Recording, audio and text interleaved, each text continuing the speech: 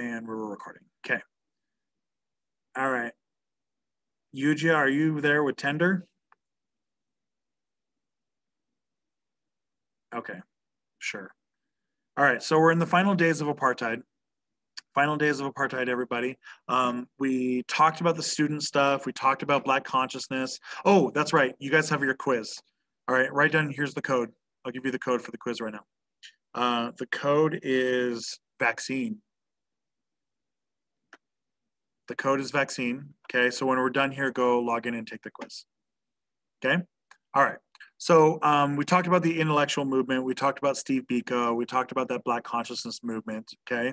And that's going to produce violence again, like Soweto. So now let's move into some of the other pressure, international pressure to end apartheid, okay? This is kind of a timeline of international pressure. Oh, I put it out of order, but you get the idea. An international pressure here. So the international movement is called boycott movement. Okay. Eventually, the boycott movement will morph, and they'll call themselves the anti-apartheid movement. They're not going to spend a whole lot of time working on those names, but the boycott movement basically is the international movement to put pressure on South Africa to end its apartheid. Okay. By 61, England kicks them out of the Commonwealth. By 64, they are temporarily suspended from the Olympics and then permanently suspended for in 1970 from the Olympics.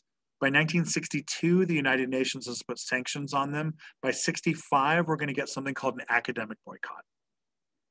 Okay, you just need to grab all of these real quick. Okay, the academic boycott. I think these three are all pretty straightforward. The UN sanctions are going to be like economic sanctions, where countries can't do business with South Africa as much. The academic boycott's the only one that's a little bit weird. This is going to be a boycott by about 500 universities, where they're going to refuse to work with South African universities and South African like college professors. So they won't let South African researchers publish in international journals, and they won't share their information with South African universities as well. It may not feel like this is a very big deal, right? Because it doesn't really help, a starving kid in Johannesburg, right? But it has this like long-term effect because it prevents universities from like publishing things, from getting like patents on things, from developing new technologies and techniques and stuff. Like it further slows down the economic growth, right? Is essentially what it's doing. It's also a prestige thing, right? People have dedicated their entire life to getting PhDs and to becoming experts in their field, and the entire world is rejecting you as an expert, right? So you're getting the elite class to turn on apartheid is what this is trying to do. This international pressure is going to affect South Africa, right? It's going to contribute to the economic problems of South Africa. South Africa has it's already really put itself into a terrible economic position, and this international pressure is just going to make every problem worse, right? Your illiteracy becomes worse because of this. Your small domestic market becomes worse because of this. The deindustrialization becomes worse because of this, right? Like your lack of trading partners becomes worse because of this. All of these are going to represent this. There are some exceptions here. Here are your exceptions. There are three major economic countries that are going to continue doing business with South Africa for quite a while. Yash, give me one of the countries. What do you think? I don't know. Oh, that's the worst answer. Oh, the United States? Yes. All right. USA, number one, baby. Okay. The United States is going to continue doing business with South Africa all the way until the late 1980s. Okay. Mike, who else? Whatever country the Dutch are from. Oh, that's the worst thing I've ever heard in my life. Yes, the Netherlands. Yeah. The Netherlands are going to continue doing business with South Africa till the end. And what other one? England. All right. So the three countries that are going to continue working with South Africa is the United States and England. They're going to continue doing it until the late 1980s. And then the Netherlands will work with South Africa all the way till the end. Okay. So the Netherlands will do it because, you know, they're connected by kinship. The United States and England will do it because of the Cold War. By the time we get to the 1980s, England, this is important. You need to understand this. You need to be able to put this into an essay. You need the context. So England in the 1980s is ruled by a woman named Margaret Thatcher. Margaret Thatcher. She's a very conservative leader. She's the Prime Minister of England, of the UK, Prime Minister of the UK in the very late 70s and early 80s. Okay. The United States at that time period is also ruled by Ronald Reagan. Okay. Also very conservative. Thatcher and Reagan are both extremely conservative. And oh, damn, I am recording. Okay. Thatcher and Reagan are both very, very conservative, and they are willing to basically work with any country that is fighting communism. Okay, any country fighting communism, they're willing to work with.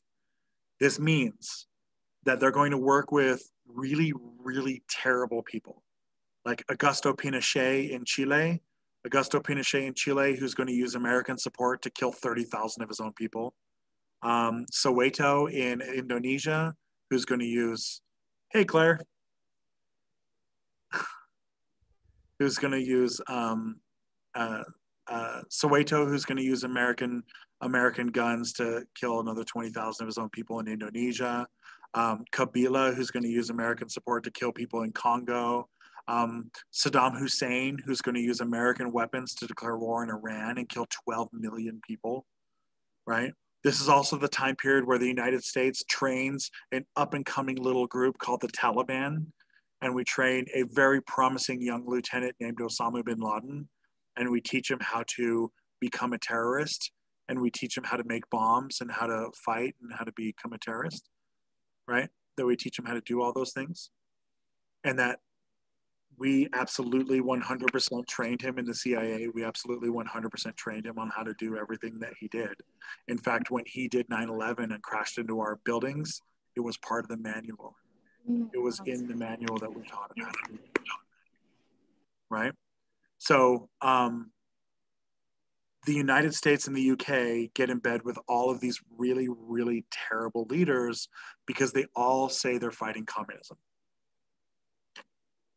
Okay, so South Africa, if they want to keep that sweet, sweet American money and that sweet, sweet British money coming, they also have to fight communism. So part of the international pressure here is that South Africa is going to declare what they're going to call the South African Border War. The South African Border War goes from 1966 to 1990.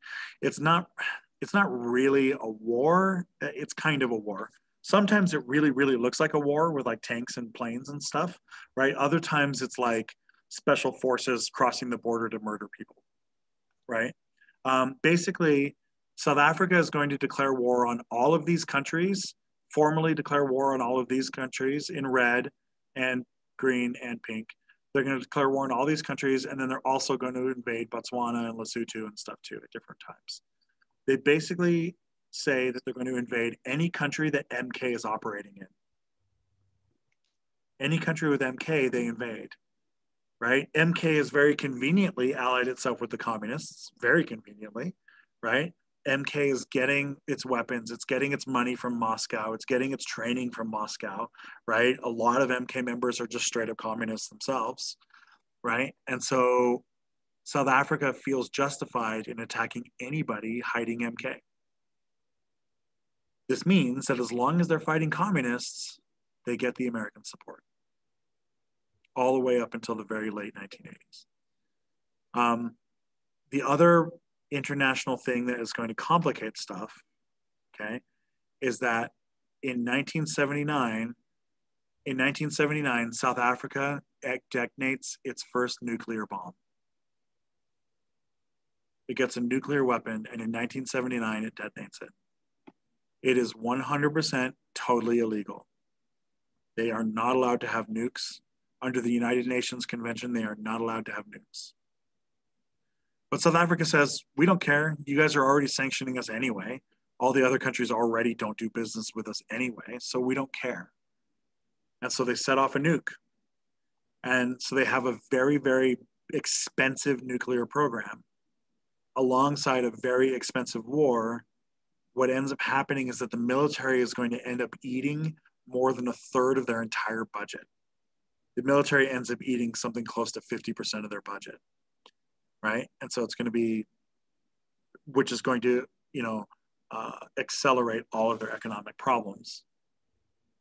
By the time we get to the 1980s, South Africa has an illegal nuclear program. An illegal nuclear program. They have a war with 6 countries, and they have no domestic market backing it up. Okay. On top of that, what changes is by the time we get to about 1987, 88, 89, protest movements are going to become so big in the United States and the United Kingdom, along with every other country on the planet, basically, that the US government and the UK government are going to be forced to back off, basically. Okay. This is in California. This is up in the UK. And they're going to be forced to stop doing business with South Africa. Hollywood gets involved, and Hollywood starts putting anti-apartheid messages in like every single television show at night. They start putting it in movies. They start refusing to do business with people. Universities are already doing it, but you're going to start getting like boycotts of like American companies working in South Africa, right? So there's a really famous one where Coca-Cola gets boycotted, right? Because and people say, you're doing business. Coca-Cola is selling Coke in South Africa, and so they boycott Coca-Cola. And the boycott actually costs Coca-Cola more money in like 3 weeks than it made in South Africa in the last 10 years. And so Coca-Cola's like, done. We don't care. We'd rather sell Coke to California than South Africa anyway, right? And so you're going to get a whole lot of companies like that are going to start losing money if they do business. This is by the time we get to like 88, 89, the US government and the UK government both are on board with the banning of apartheid as well. Okay. All right. Do we have questions about this? Oh, yeah. By the time we get to 88, 89, the protests in the United States are becoming so big. There's one protest in Philadelphia that had 200,000 people in the protest, right? It's becoming a real big thing. And that's something that a country can't ignore, right? When you have tens of thousands or hundreds of thousands of people protesting, you can't ignore that. Like, you have to do something about it. Okay. All right. Let's look at some of these political leaders. Okay. These are our 2 leaders through the late period of apartheid. P.W. Botha. Botha, he was the leader during this like last hurrah of apartheid from 84 to 89. He was not a reformer. He was a old school Afrikaner who did not want to end apartheid. He very famously gives his Rubicon speech. You guys know what the Rubicon is? What is the Rubicon? Has something to do with Julius Caesar? It does. It does. The Rubicon is a river, right? What's the connection to Julius Caesar, Raul? That was like, it was like a border that he shouldn't have crossed, but he did with his army. And it's like, oh, now yeah. Good. Once your army crosses, so the Rubicon is a river in Italy. It's a river in Italy, and the Roman tradition had been that if any soldier crosses that Rubicon, then they are at war with Rome. It's the point of no return. Either you conquer Rome or you are just wiped off the planet Earth, right? So you cannot cross the Rubicon, right? And Caesar famously crosses the Rubicon and takes over Rome, famously, right? So this Rubicon speech, Rubicon becomes a metaphor for meaning the point of no return. Botha says that the point of no return is this end of apartheid, that if he starts to give in on apartheid, that all of society will collapse into chaos. His famous quote here on the bottom, "This movement will bring out the beast in us." That tells you where his mind is, right?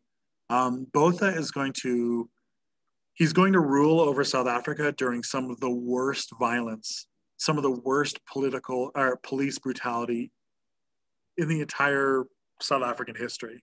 This is going to be some of the worst stuff. It's going to be police brutally murdering, beating, raping, burning down houses, robbing people. And the police are doing this basically nightly in South Africa.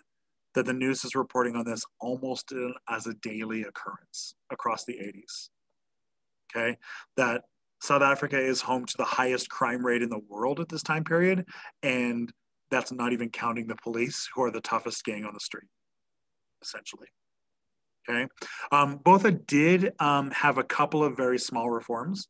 He did lift the anti-miscegenation laws, so he made miscegenation legal again. Miscegenation. Miscegenation.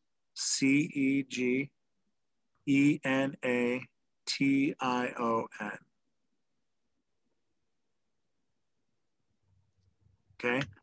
What's miscegenation? Yeah, Drew. What's miscegenation? Isn't it just mistreatment of women? No, that's misogyny.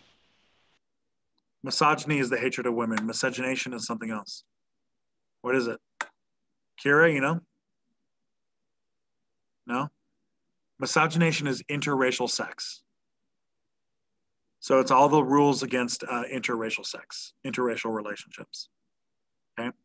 So he lifts those anti-miscegenation laws. He allows for interracial couples again. He also lifts the ban on the Native Lands Act, where the natives had to live within those Bantustans.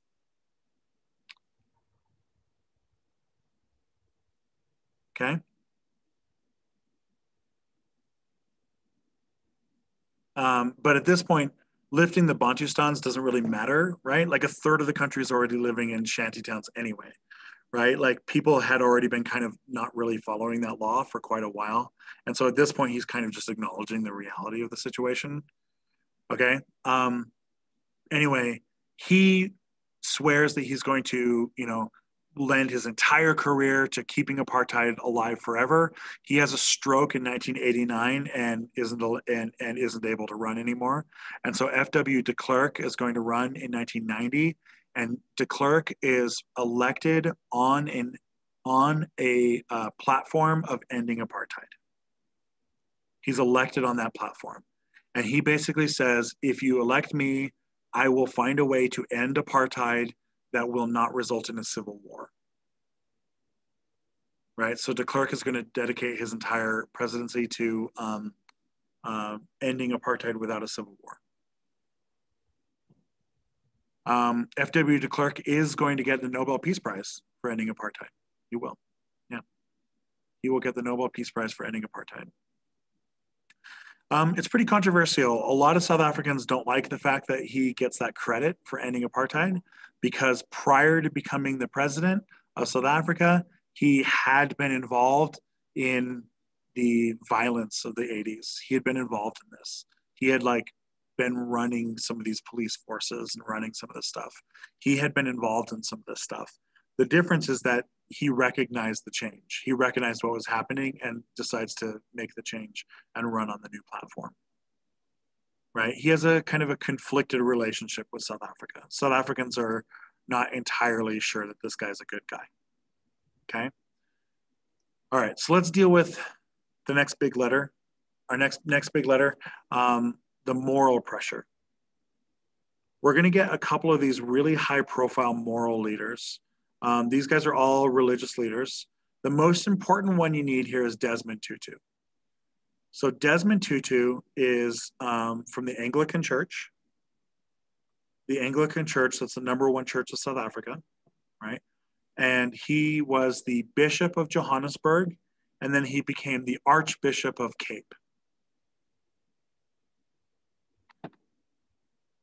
The Bishop of Johannesburg and then the Archbishop of Cape. And he's going to become, something of a celebrity, actually.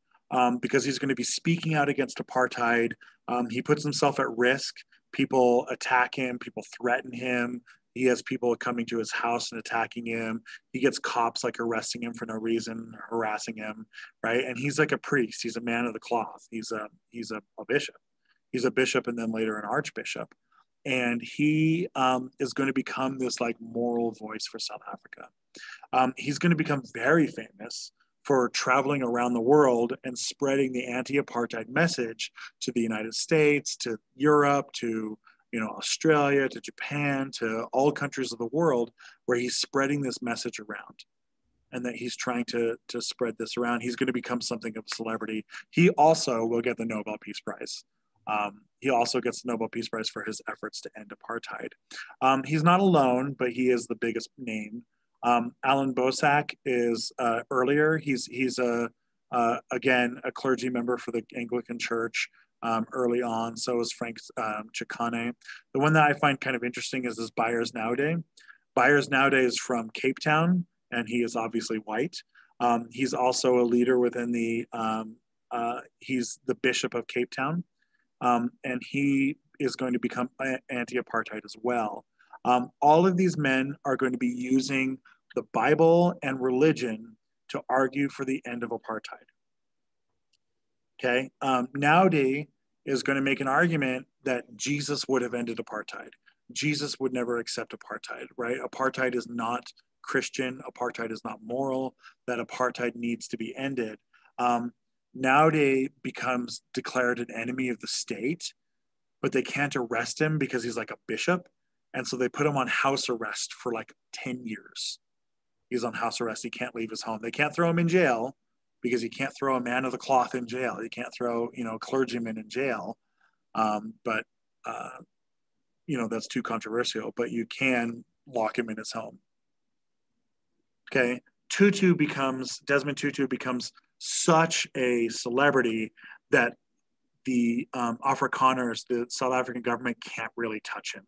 He's so famous, he's so popular that if you do anything to him, you're dealing with like violence. Probably is going to break out across the entire country, right? Things are like maximum pressure.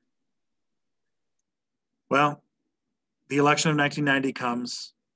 De Klerk is elected here on the platform of ending apartheid. Oh, the moral pressure. These guys, they're important for two reasons. A, they motivate the Black population by giving them this moral guidance. And B, they help flip the whites. They help to change the minds of the whites.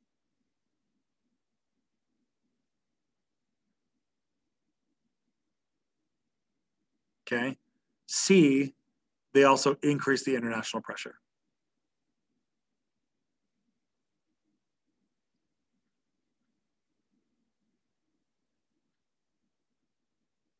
Apartheid's over when de Klerk gets in. De Klerk becomes president in January. By February of 1990, he releases Nelson Mandela from jail, from Robben Island. And when Nelson Mandela is released from Robben Island, Desmond Tutu is there to embrace him and welcome him. He spends the first night in Desmond Tutu's house, where Nelson Mandela addresses the public. Okay, this signifies that apartheid is coming to an end. They're negotiating the end. They are negotiating how this is going to go. They're going to spend the next 4 years basically going through all the different apartheid laws and reversing them or passing new laws to negate the laws, right? By 1994, our official date for the end of apartheid is April of 1994.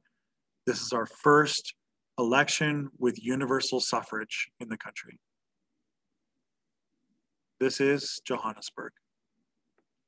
And these are people in line to vote for the first time in their entire life by April of 1994. Can I get some clapping here? Come on now. We just ended apartheid. You guys should be a lot happier about this. You guys should feel good about ending apartheid, ending one of the worst regimes in world history. Okay. When we get back from break, then we'll do post-apartheid stuff. right? So we'll do another, we basically have to walk through the whole 90s and the early 2000s because South Africa is a hot mess, right? They did just do universal suffering, but South Africa is not fixed, right? It's a hot mess. It's a hot mess in South Africa because, you know, poverty is through the roof, crime is through the roof, illiteracy, right? They have to repair. They don't have any kind of international relationships. They don't have any kind of economy outside of mining, right? Like South Africa is a real problem. And you're dealing with the most brutal and the most racist police forces on the planet Earth. And if that wasn't enough, you're also dealing with an entire country who is traumatized by the violence they've experienced their entire lifetime and angry at the people perpetrating the violence. Right? South Africa is like one lit match away from a civil war, even with apartheid coming to an end. Right? So we have to kind of deal with that. It's really easy to just say, hooray, apartheid's over, Nelson Mandela's out of jail, we all clap, we all dance, and then we're done, and then just end the unit. But that's not the truth. Okay? The truth is South Africa is going to have a very difficult time moving forward. A very difficult time trying to reform. And they go about it in a pretty cool way. They go about reforming in a pretty interesting way. So we'll do that after the break. Okay? Are we good? Do you guys have questions about this? Yeah, Drew? So you did mention that there was international pressure to end apartheid. So Yep. I just had one question about that. Sure. How come there was no pressure on the United States to end the whole Jim Crow laws when they were doing that? There was. So there was pressure on the United States in the 50s and 60s to end it. The difference is big, giant United States is much harder to boss around in 1950, right? Because in 1950, by the end of World War II, in 1945, the United States controls 60% of the world economy. So all the countries in the world can tell us what to do, and we can just ignore them because we don't care, right? By the time we get to the 1950s, the United States still controls like a 40% of the world's economy. So there is pressure, but the United States just doesn't care. The difference is teeny tiny South Africa controls like less than 1% of the world's economy and is collapsing in on itself. Right? Yeah. That's a smart question. That's the kind of question that will serve you well in the questions where you have to compare the two. Right? Yeah. Anything else, you guys? This isn't exactly on topic with apartheid, but you were talking about Osama bin Laden and how Sure. The United States Army trained him. And I was just wondering what made him and I guess his followers turn on the U.S.? Well, so we trained him during the Afghanistan war, fighting the Soviet Union, right? After the Soviet Union collapses and gets out of the war, Afghanistan is ruled by these like super extremist Taliban guys who like set up like an extremist religious government. Osama bin Laden always says that he wanted to bring about a new Islamic caliphate where he was going to unify all of the Islamic world under one government, and he was going to destroy all Western powers and get them out of Islamic lands, right? That's what he had always said. He had always claimed he wanted to do that.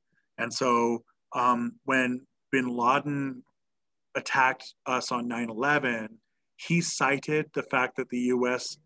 Had military bases in Saudi Arabia as his reason.